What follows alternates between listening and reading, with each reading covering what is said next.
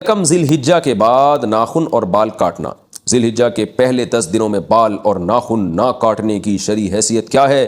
کیا یہ صرف قربانی کرنے والوں کے لیے ہے یا سب مسلمانوں کے لیے ہے؟ نیز اگر کسی کی حجامت زیادہ بگڑی ہوئی ہو تو کیا وہ ان دنوں میں بال بنوا سکتا ہے؟ رحیم دات 4 سدہ سے، ذی الحجہ کا چاند نظر آ جائے تو حدیث میں آتا ہے کہ وہ شخص جس نے قربانی کرنی ہے، قربانی کا ارادہ ہے جس کا، ہر آدمی کے لیے نہیں ہے، جس نے قربانی کرنی ہے، جس کا ارادہ ہے، ظاہر ہے مالدار کا ارادہ ہوتا ہے، اور اگر غریب کا ارادہ بن گیا ہے، واجب تو نہیں ہے غریب پر لیکن وہ ارادہ کر لیتا ہے، تو اس کے لیے بھی مستحب حکم یہ ہے کہ وہ ناخن اور بال نہ کاٹے، یعنی چاند نظر آنے سے پہلے پہلے کاٹ لے، اور پھر ان 10 دنوں میں نہ کاٹے، اور وہ جب کاٹے جب جانور کے گلے پہ چھری چل جائے۔ یہ افضل عمل ہے، بہتر عمل ہے، لازم نہیں ہے۔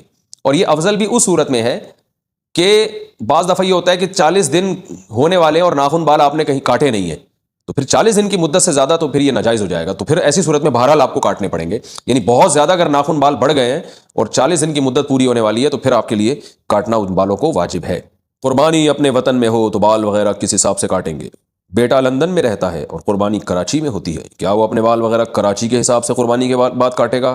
نزہت صاحبہ کراچی سے، جی ہاں، کیونکہ حدیث میں آتا ہے کہ جو بال یا ناخن نہ کاٹے جائیں، جو کہ افضل عمل ہے، واجب نہیں ہے، تو وہ اس صورت میں ہے جب جانور کے گلے پہ چھری چل جائے تو پھر کاٹ سکتا ہے۔ تو جب کراچی میں اس نے قربانی کی اور یہاں جانور کٹ گیا تو وہ لندن میں ہو یا امریکہ میں ہو بال کاٹ سکتا ہے۔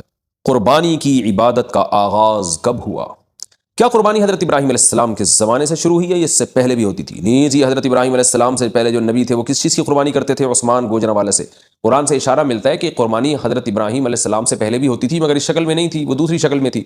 اذ قربا قربانا فتقبل من احدهما ولم يتقبل من الاخر، قابیل اور حابیل نے قربانی پیش کی تھی، قابیل کی قبول ہو گئی، حابیل کی قبول ہو گئی، قابیل کی رد ہو گئی، تو اس سے بھی متبادر یہی ہوتا ہے کہ انہوں نے جانور ذبح کر کے اللہ کے ہاں پیش کیا تھا، لیکن کوئی صحیح یقینی مستند بات نہیں ہے اس بارے میں۔ البتہ ابراہیم علیہ السلام سے پراپر اس سنت کا آغاز ہوا ہے، ان کو بیٹے ذبح کرنے کے لیے لٹایا گیا اور پھر انہوں نے اللہ کے حکم کو پورا کیا اور اللہ نے بیٹے کے بجائے ایک جانور دے دیا ان کو۔ تو ہم جو قربانی کی سنت کو پورا کرتے ہیں وہ ابراہیم علیہ السلام کی سنت کو تازہ کرنے کے لیے، ان کی سنت کو زندہ کرنے کے لیے، تو ہماری والی قربانی حضرت ابراہیم سے شروع ہوئی ہے۔ البتہ قربانی یعنی جانور اللہ کے لیے ذبح کرنے کا فلسفہ ہمیں قرآن و سنت سے اشارہ ملتا ہے کہ وہ پہلے سے بھی تھا وہ۔